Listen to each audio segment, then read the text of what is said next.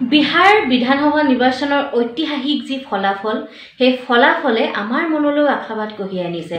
এই বিজয় এনডিএৰ বিজয়, এই বিজয় নৰেন্দ্ৰ মোদী ডাঙৰীয়াৰ চিন্তা চেতনাৰ বিজয়, এই বিজয় ঐতিহাসিক এনডিএৰ মাজৰ বিভিন্ন ৰাজনৈতিক দলসমূহৰ যি আত্মীয়তা, সেই আত্মীয়তাৰ বিজয়।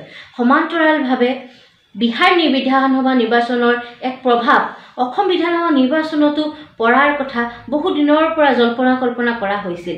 গতিকে এই বিহাৰ বিধানসভা নিৰ্বাচনৰ ফলাফলে অসমৰ 2026 চনৰ প্ৰতিচ্ছবিও প্ৰতিফলিত কৰিছে। সমান্তৰালভাৱে বিহাৰ বিধানসভা নিৰ্বাচনৰ যুৱ প্ৰজন্মৰ যি উত্থান, সেই উত্থানে কিন্তু আমাক যথেষ্ট সকাহ দিছে। 25 বছৰীয়া মেথিলিৰ পৰা চিৰাজ পাছৱানৰ যি ৰাজনৈতিক দক্ষতা বিহাৰ বিধানসভা নিৰ্বাচনে প্ৰমাণ কৰিলে, সেই বিহাৰ বিধানসভা নিৰ্বাচনৰ পৰাই মই আশা কৰিছোঁ অনাগত দিনত যুৱ প্ৰজন্মৰ নাৰীসকলৰ ৰাজনৈতিক উত্থানত বিহাৰ বিধানসভা নিৰ্বাচনৰ ফলাফলে এক দুৰন্ত উৎসাহ জ্ঞাপন কৰিব। সমান্তৰালভাৱে অসম গণ পৰিষদ দল, ভাৰতীয় জনতা পাৰ্টীৰ এক অবিচ্ছেদ্য অংগ, এক মিত্ৰজোঁটত। গতিকে এই দুইটা দল যি 1996 চনৰ পৰৱৰ্তী সময়ৰ পৰাই এক মিত্ৰতাৰ বান্ধোনত আছেই, এতিয়া বিগত 10 বছৰৰ খুব শক্তিশালী ৰূপত অসমত শাসন চলাইছে, অসমীয়া ৰাজ্যৰ উত্তৰণৰ বাবে কাম কৰিছে। অনাগত দিনত 2026 চনতো আমি দৃঢ় বিশ্বাসী যে অসম গণ পৰিষদ দল আৰু ভাৰতীয় জনতা পাৰ্টীৰ যি মিত্ৰতা, সেই মিত্ৰতাক অসমীয়া ৰাইজে আদৰি ল'ব, পুনৰবাৰ ৰাইজৰ সেৱা কৰাৰ সুবৰ্ণ সুযোগ প্ৰদান কৰিব। পঞ্চায়ত নিৰ্বাচনে ইতিমধ্যে প্ৰমাণ কৰি দিছিল যে অসমত গৌৰৱ গগৈ যাদু নচলে। অসমৰ ৰাইজৰ দলৰ অখিল গগৈ ডাঙৰীয়াৰ নোফাইদাং মৰা কথা অসমৰ ৰাইজে গুৰুত্ব প্ৰদান নকৰে, বা লুৰিণজ্যোতি গগৈ ডাঙৰীয়াকো ইতিমধ্যে অসমৰ ৰাইজে নস্যাৎ কৰিছে। গতিকে 2026 চনৰ বিধানসভা নিৰ্বাচনতো পুনৰবাৰ তাৰেই পুনৰাবৃত্তি হ'ব।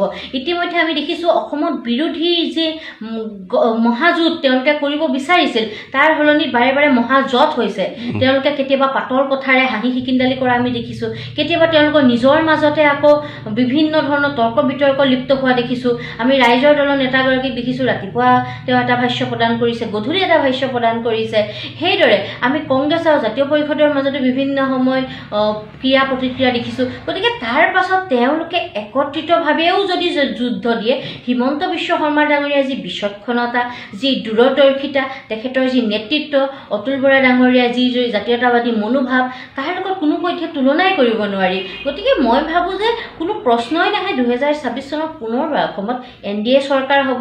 আৰু ইয়াত তিনি গগৈ ৰাজনীতিকে আদি কৰি বিভিন্ন ধৰণৰ যিসমূহ কথা আজি উপস্থাপন কৰা হৈছে, এই কথাসমূহ আচলতে কোনো ধৰণৰ প্ৰভাৱ বিস্তাৰ কৰিব পৰা বিষয় নহয়। চাওক, ইতিমধ্যে আমাৰ এখন চিন্তন বৈঠক অনুষ্ঠিত হৈছিল যোৰাবাটত, আৰু তাত কোনো ধৰণৰ আসন বুজাবুজি কেন্দ্ৰিক সিদ্ধান্ত দল উপনীত হোৱা নাছিল। আসনৰ ভাগ বতৰা কেন্দ্ৰিক সিদ্ধান্তসমূহ আমাৰ দলৰ কেন্দ্ৰীয় নেতৃত্বই ল'ব, আৰু এই ক্ষেত্ৰত ছাৰ্ভে হ'ব, এই ক্ষেত্ৰত ৰাইজৰ মতামত লোৱা হ'ব, আৰু সেইমতে য'ত জিকাৰ সম্ভাৱনা আছে সেই সমষ্টিসমূহক নিশ্চয় অসম গণ পৰিষদে মিত্ৰতাৰ জৰিয়তে দাবী কৰিব। আৰু শিপাৰ সন্ধান কৰাৰ আমাৰ যি প্ৰক্ৰিয়া অতুল বৰা ডাঙৰীয়াই কৈছে, শিপাৰ সন্ধানটো সকলো ৰাজনৈতিক দলেই কৰিব। অসম গণ পৰিষদৰ যিহেতু পুৰণা ভেটি আছিলে, আমাৰ ধেমাজি, চিচিবৰগাঁও এই অঞ্চলবোৰে যদি আপুনি চায়, চবতে অসম গণ পৰিষদৰ শক্তিশালী ভেটি আছিল। স্বাভাৱিকভাৱে ইয়াত শিপাৰ সন্ধান চলিব। কিন্তু মিত্ৰতা, আসনৰ ভাগ বতৰুৱা, এই বিষয়সমূহ সম্পূৰ্ণৰূপে আমাৰ কেন্দ্ৰীয় নেতৃত্ব, অসমৰ মুখ্যমন্ত্ৰী ডাঙৰীয়া, ভাৰতীয় জনতা পাৰ্টীৰ সভাপতি মহোদয়কে প্ৰমুখ কৰি তেওঁলোকৰ কৰ্ণধাৰ সমিতি তথা কেন্দ্ৰীয় নেতৃত্ব আৰু আমাৰ এনডিএৰ যি শীৰ্ষ নেতৃত্ব সকলোৰে উপস্থিতিত হ'ব। গতিকে আজিৰ তাৰিখত আসনৰ ভাগ বতৰা কথাসমূহ আচলতে সম্পূৰ্ণ সত্য নহয়। তাৰ পৰিৱৰ্তে সত্য এইহে যে দলে সকলোকে নিজৰ সমষ্টি দলীয় কাম কাজ শক্তিশালী ৰূপত আগুৱাই নিবলৈ নিৰ্দেশ প্ৰদান কৰিছে, আৰু সেইমতে দলৰ কৰ্মকৰ্তাসকলে আমি সকলোৱে কাম কৰি গৈছোঁ। আৰু সেয়াহে আজিৰ তাৰিখত গুৰুত্বপূৰ্ণ মিত্ৰতাৰ প্ৰসংগসমূহ, আসনৰ প্ৰসংগসমূহ, এই প্ৰসংগসমূহ সময়ত কেন্দ্ৰীয় নেতৃত্ব সিদ্ধান্ত ল'ব। জাতিতকৈ ৰাজনীতি ডাঙৰ হ'ব নোৱাৰে। আমি নিজৰ কাম কৰা উচিত জাতিৰ বাবে, আৰু ৰাজনীতিৰ সময়ত সেয়া নেতৃত্বৰ সিদ্ধান্ত মৰ্মে অসমৰ ৰাইজে বিচাৰ কৰিব।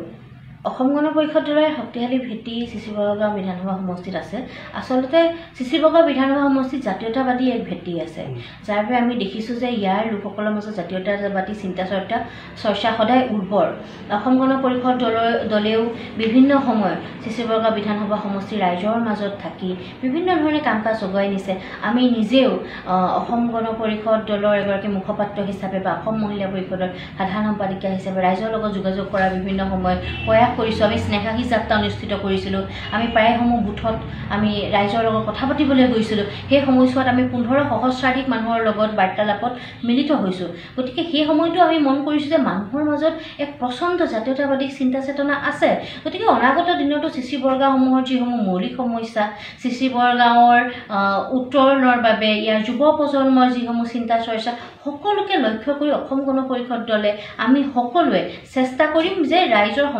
সমস্যাসমূহ সমাধান হওক আমি জাতীয়তাবাদী চিন্তা চেতনাৰে আগবাঢ়ি যাব পাৰোঁ সমান্তৰালভাৱে জাতীয় অৰ্থনীতি আমাৰ সাংস্কৃতিক ঐতিহ্য আমাৰ ৰাজনৈতিক সচেতনতা এই সামাজিক বিভিন্ন দিশসমূহো আছে আৰু এইবিলাকৰ ক্ষেত্ৰত আমাৰ কৰণীয় যথেষ্টখিনি আছে গতিকে আমি চেষ্টা কৰিম সকলোকে সামৰি এক সুস্থিৰ পৰিৱেশ গঠন কৰাৰ